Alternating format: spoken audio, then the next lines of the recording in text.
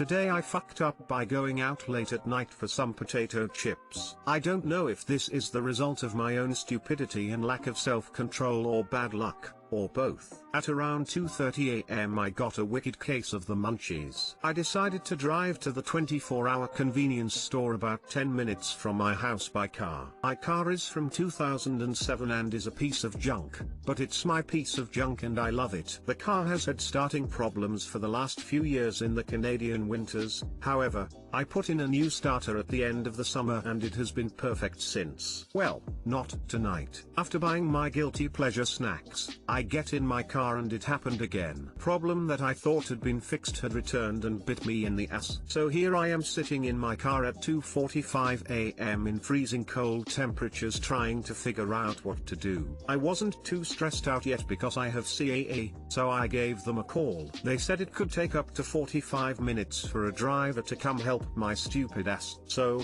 I sat there for another 15 minutes contemplating every life choice I've ever made. I tried starting it again and guess what? It started. I have never been so happy to hear a car turn on before. I called CAA back to cancel my roadside assistance and cried my way home where I am now sitting under a blanket with my cats and eating Ruffles all dressed chips. I'm not expecting this post to go anywhere. I just hope one person reads this and thinks twice before going out late at night for fucking chips. TL, doctor went out late at night for some chips and almost got stranded in the cold. Update, I don't know if anyone believes in signs from the universe or anything like that, but I went to bed last night just after posting this and woke up to a phone call from my dad that my grandfather passed away. I think I might be cursed. Rest in peace, granddad. Cat pics, cat 1, cat 2.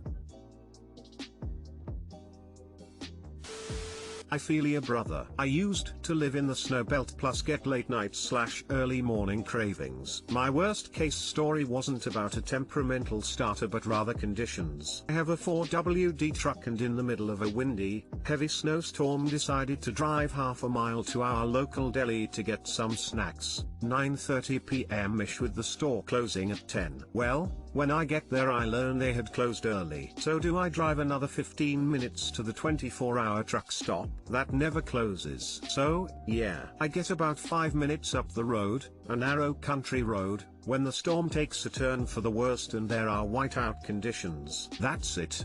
Now terrified, recognizing no one can see me nor can I see them. Finally, the wind dies down and visibility returns, but at this point I'm saying hell no and turning around. This is really fluffy snow and the wind has been wicked off and on all day. So I get out to scope out my 3-point turn.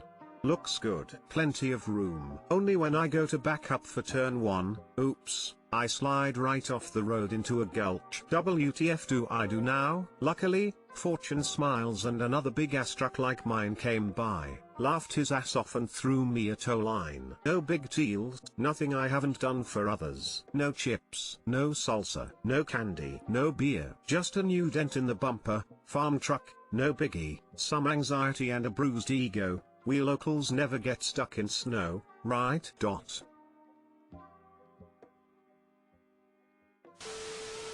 Ruffle all dressed are my favorite too. I know they were worth the trouble. Smiley face. This is a really lovely short story.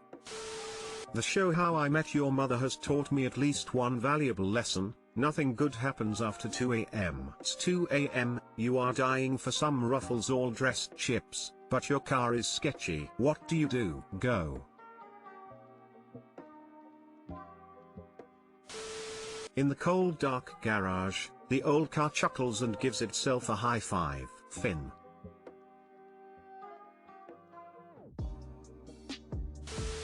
Today I fucked up by tickling my boyfriend's feet. So this happened yesterday and we are still having a hard time processing this lol. With it being the middle of winter and somehow still the middle of a pandemic, my boyfriend, B, and I have been really into movies lately. Every Wednesday, we sit down with a homemade meal, usually pizza, and some legal recreational weeds to unwind from the workday. This week was supposed to be exceptionally cold and snowy, so we opted for some beef stew as our meal of choice instead of our usual pizza. All was well during the movie. It was about 10 p.m. and we were trying to figure out whether we wanted to watch something else, play some video games, or go to bed. I was sitting on the L part of our couch facing my boyfriend when he made a stupid joke about the movie. In response, I tickled his foot. B, completely unprepared for my tickle attack, did what anyone would do and have a knee-jerk reaction. That reaction being, his leg jolted and he kicked me square in the throat. Not hard,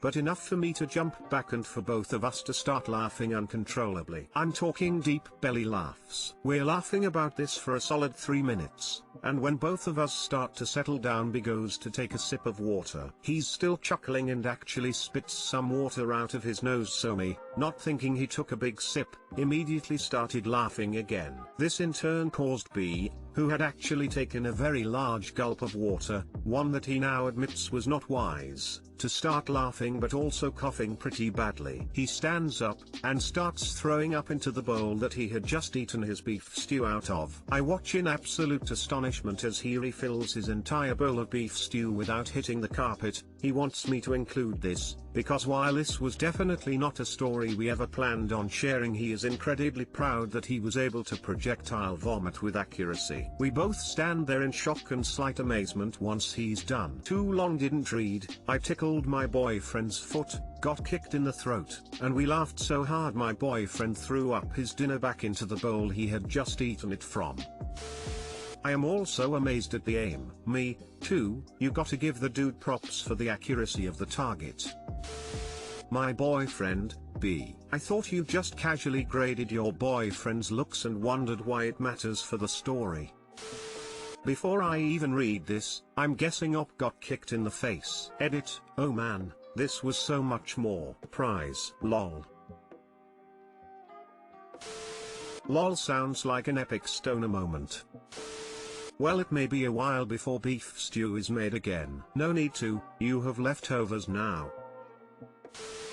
Today I fucked up by running at 2 a.m. and getting chased by a guy with a knife. So I've been running a lot lately, especially before gyms opened back up. At night a lot of the time because that's when it's quiet and I have the most time. Anyways, I never had any dangerous situations happen while I was running until last night, and I stupidly didn't fear them. I figured I have pepper spray. I grew up in a rough area and I've seen some shit. People tried to rob me before, been jumped among other things, so I just didn't think about it too much. I figured nothing like that would happen and I scam myself into thinking I'm a little badass and can handle it, which I'm not. So last night I got back from work at 11 and I had to finish some things for college for next week, so I didn't get my run in. I don't really break my workout schedule, so I went to run at 2 a.m. I usually go between 10 and midnight if I run late. The run was good. I ran 5 miles and as I was coming home I passed the 5-mile mark, so I decided to slow down because I ran pretty hard. As I got up to the main street, this guy across the street yells at me,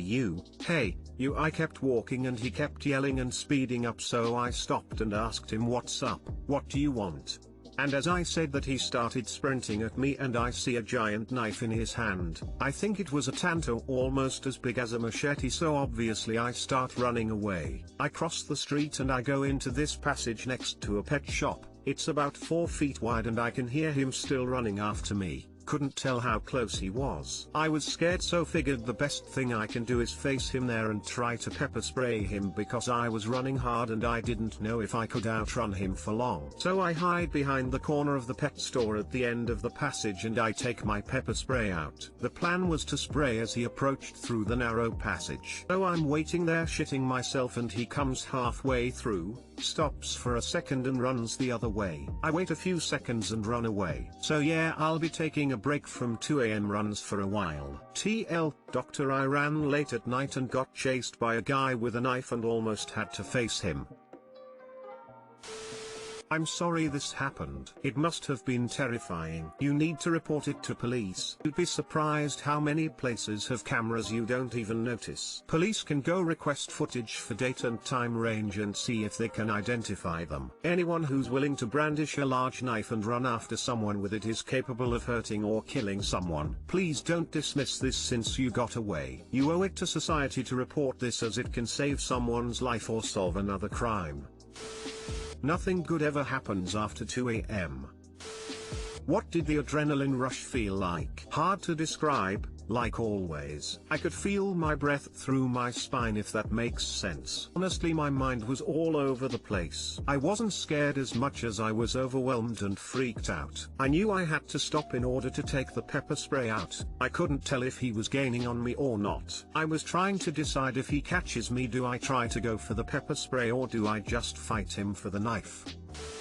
Have you considered that he might have just been a knife salesman who hustles so hard he even sells his wares at night? Pretty selfish of you to run from him. Or maybe he found the knife on the ground, thought up, dropped it, and was trying to return it as quick as possible.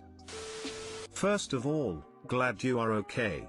That must be a "I'm shitting 24 colors" moment. That person was fed up obviously and could have ended wrongly. Don't do such late runs anymore, indeed, haha. If you remember him, you can file in a rapport at the police. What's crazy is that I don't know what he looks like. He had his hood on. I could see his face, but I couldn't recognize it if I saw it again. I could recognize his build though. I always thought it was crazy when people said things like that, but I get it now. That moment, he's not a person, just a guy with a knife. All you can think about it, how to get out of it. He wasn't sprinting just to rob me, so he obviously wants to hurt me. Is this random scumbag going to kill me? I knew that if he caught me before I could get to my pepper spray, it would be bad. He would probably hurt me badly, and I knew that in the super slim chance I got the knife from him, I was going to try my best to kill him without second thought. Couldn't risk it. You're so overwhelmed in that moment. Way worse than a fist fight or anything like that, especially since there's no one around. If he wins, he wins. Needless to say, I was pissing myself.